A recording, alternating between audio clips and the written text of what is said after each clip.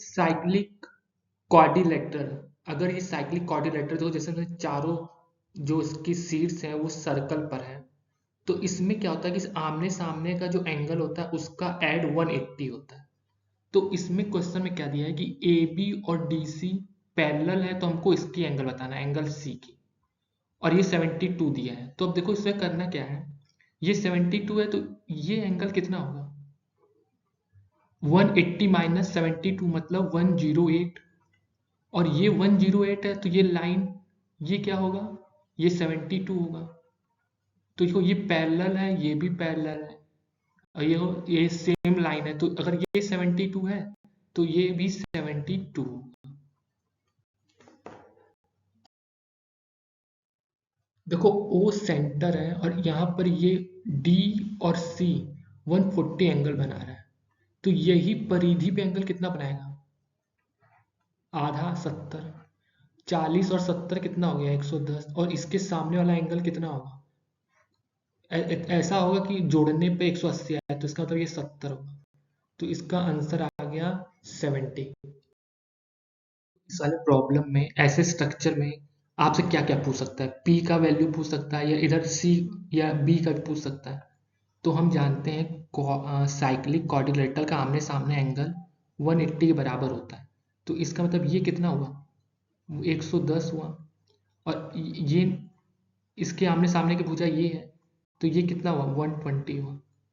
अब यहाँ से हम ये निकाल सकते हैं, ये सीधी लाइन है तो ये भी 60 हुआ, ये निकालोगे तो ये 70 हुआ, और फिर यहाँ से आप ये एंगल भी निकाल सकते हो क्योंकि ये भी 180 होगा। तो इसी में घुमा फिरा के ये क्वेश्चन पूछेगा। देखो ए बी बराबर है बी सी के, तो ए बी बराबर है बी सी के, और ए डी बराबर है डी सी के, ए डी बराबर है डी सी के, तो इसका मतलब जो एंगल ये होगा वही एंगल ये होगा, थीटा। अब देखो डी और सी पे ध्यान दो, डी और सी पर ये परिधि पर थीटा एंगल बना रहा है, और यही डी और सी इस परिधि पर भी थीटा एंगल बनाएगा, तो ये थीटा हो गया। अब ए और डी पर ध्यान दो, ये सी पर परिधि पर थीटा एंगल बना रहा है, तो यही ए और डी यहाँ पर भी थीटा एंगल बनाएगा, तो ये टोटल मिलके बन गया 2 थीटा, तो आंसर आ गया इसका 2 थीटा। तो इसको ऑलरेडी हम पढ़ चुके हैं, जब ऐसा स्ट्रक्चर होता है तो आमने सामने का ऐड बराबर होता है, मतलब ए प्लस सी बराबर होगा बी प्लस डी के।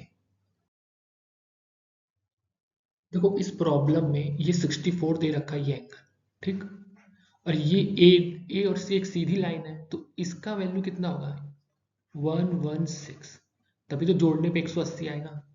ये 28 है, वो 116 है, तो इसकी वैल्यू कितनी होगी 36, तभी तो तीनों को जोड़ोगे तो 180 के बराबर आना चाहिए। अब ये 36 ए और बी बना रहा है, ए और बी 36 बना रहा है परिधि पर, तो यही ए और बी परिधि में कितना बनाएगा, वही 36 से बनाएगा, तो इस एंगल की वैल्यू आ गई 36। तो इस क्वेश्चन में कह रहा है कि 3 कंसेक्यूटिव एंगल है साइक्लिक क्वाड्रिलेटरल का जिनका रेशियो है 145, तो चौथे एंगल का हमको वैल्यू बतानी है। तो देखो 1 और 5 का मतलब ये क्या, ये आमने सामने 1 और 5, और 4 हम जानते हैं 1 और 5 का ऐड 180 होगा, और 4 और ये जो होगा उसका भी 180 होगा, इसका मतलब क्या है 1 और 5 6 है, तो 4 और 2 ये 2 होगा, और 1 और 5 4 और 2 इनकी वैल्यू कितने के बराबर होगी 180 के, तो 6 बराबर है 180 के, तो 1 बराबर है 30 के, तो 2 की वैल्यू होगी 60 डिग्री, तो इसका आंसर 60 आ गया। देखो इस वाले में हमको ये क्वेश्चन मार्क का निकालना है BCO, और हमको ये दे रखा है 110 और ये 100 दे रखा है। अब देखो हमको एक चीज पता चल गया कि जो ये B और ये जो C है ये परिधि पे 100 बना रहा है, तो इसकी वैल्यू कितनी होगी, इसकी दुगनी, मतलब ये हो जाएगा 200, ये 200 है तो ये कितना हो जाएगा, ये हो जाएगा 160, ये 160 है तो इसका ये वैल्यू कितनी हो गई, क्योंकि ये दोनों तो बराबर हुआ। क्यों? क्योंकि ये तो रेडियस है सेंटर से बी, ये ओ और सी, तो ये बराबर है तो ये एंगल भी बराबर होगा। तो ये 160 है तो ये 10 होगा, ये 10 होगा।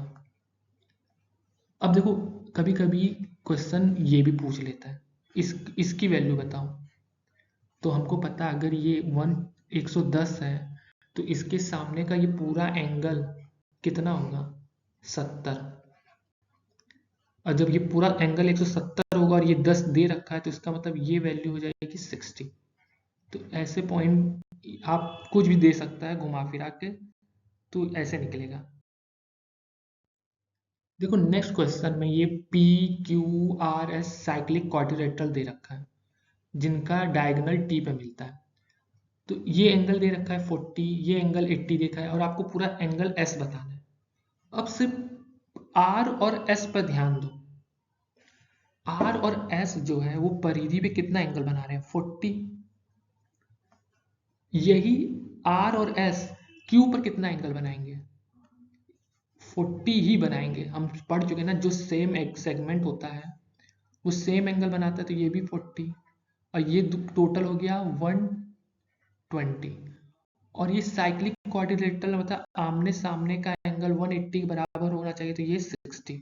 तो इसका आंसर 60 आ गया। देखो ये एंगल 105 दिया है तो पता चल गया सामने वाला एंगल हो गया 75 डिग्री। ठीक, और ये सी डी डायमीटर है और डायमीटर परिधि पे हमेशा 90 डिग्री एंगल बनाता है। तो बस इसकी वैल्यू पता चल गई कितनी हो गई, 15। आंसर आ गया।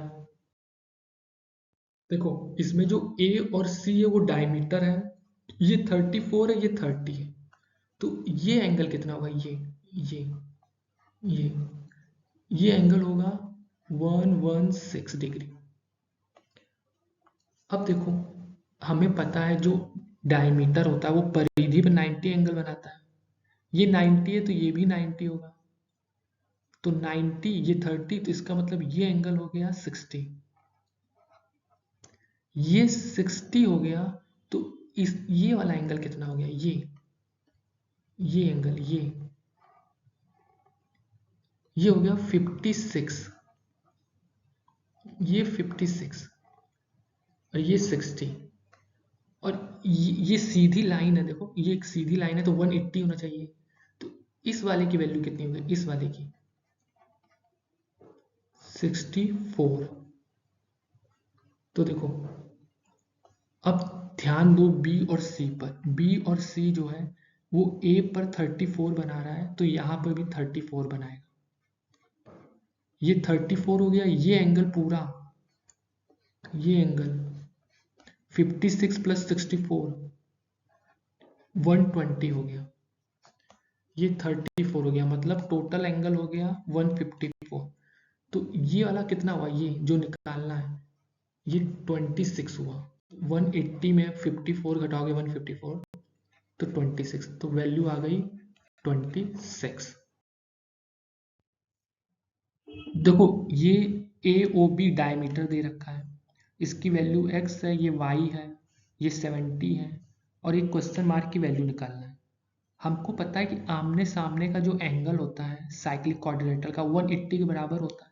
तो इससे तो ये चीज पता चल गया कि ये एंगल, ये को हरे कलर का जो मैं दिखा रहा हूँ, ये हो जाएगा 180 माइनस एक्स और ये सीधी लाइन है तो इसका मतलब ये हो जाएगा x। सेम चीज ये हो जाएगा 180 माइनस वाई और ये हो जाएगा y। तो यहां से हमको एक चीज पता चल गई, x प्लस वाई प्लस 70 हो गया 180, तो x प्लस वाई हो गया 110। ये याद रखना है। अब देखो ए ओ रेडियस है तो ओ और डी भी रेडियस है, इसका मतलब क्या, ये और ये दोनों भुजाएं बराबर हैं तो इनका एंगल भी बराबर होगा। अब मैं को इसको रेड कलर से लिखूंगा।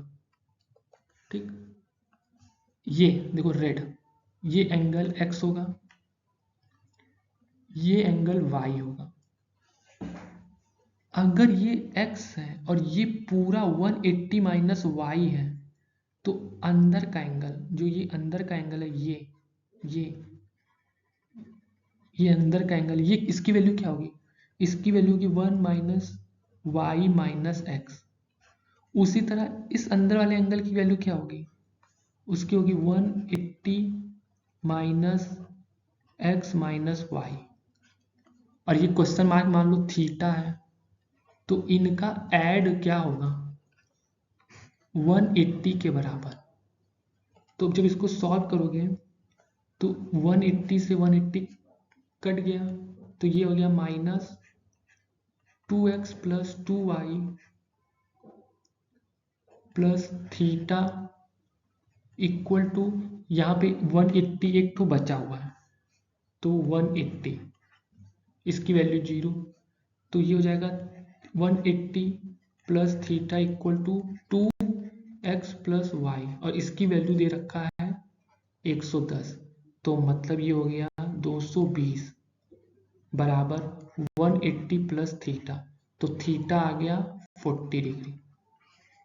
तो इस थीटा, इसकी वैल्यू 40 डिग्री, तो इसको ऐसे सॉल्व करेंगे। तो इस टाइप के क्वेश्चन बहुत पूछता है। देखो हमको ये पता है, हमको ये पता है, तो यहाँ से हमको पता चल जाएगा a की वैल्यू जो होगी 53। क्यों? क्योंकि तीनों को ऐड करने पे 180 आना चाहिए। अब 75 के सामने का एंगल 105 होगा, ये 53, ये 105, तो इसकी वैल्यू क्या आ गई? 22। तो बस यही निकालना था, आंसर आ जाएगा। इस क्वेश्चन में क्या कहा है कि AD बराबर है DC के, तो अगर ये 46 है तो ये भी 46 होगा, और कह रहा है AB बराबर है BC के, मतलब अगर ये x डिग्री है तो ये भी x होगा। अब जरा ध्यान दो, जो ये A और B है, ये A और B, ये परिधि पर x एंगल बना रहा है, ठीक। और सेम AB इस परिधि जो कि D पे मिल रहा है, वहां पे भी कितना एंगल बनाएगा? x। अब फिर से एक चीज ध्यान दो, जो ये B और C है, ये परिधि पर x एंगल बना रहा है, देखो ये x, तो ये सेम B और C जो D पे मिल रहा है, इस परिधि पे कितना बनाएगा एंगल? x बनाएगा, तो ये भी x हो जाएगा। अब ये D और C पर ध्यान दो, D और C जो है वो A पर 46 बना रहा है, तो ये जो D और C है, ये B पर कितना बनाएगा एंगल? 46। अब सेम देखो, D और A, ये C पर 46 बना रहा है, तो यही D और A इस B पर कितना एंगल बनाएगा? 46। ये 46 प्लस 46 कितना हो गया? 92, और इसके सामने का एंगल टोटल कितना होगा? 88, तभी तो जोड़ने पर 180 आना चाहिए, 180 आना चाहिए। और ये जो 88 है, ये दो भागों में बटा हुआ है, x और x, तो ये मतलब 44 है, ये 44 है, ठीक। तो x की वैल्यू हमको पता चल गई 44, ये पता चल गया 46, दोनों को ऐड करोगे तो कितना आएगा? 90। इसका मतलब ये एंगल हो गया 90 डिग्री।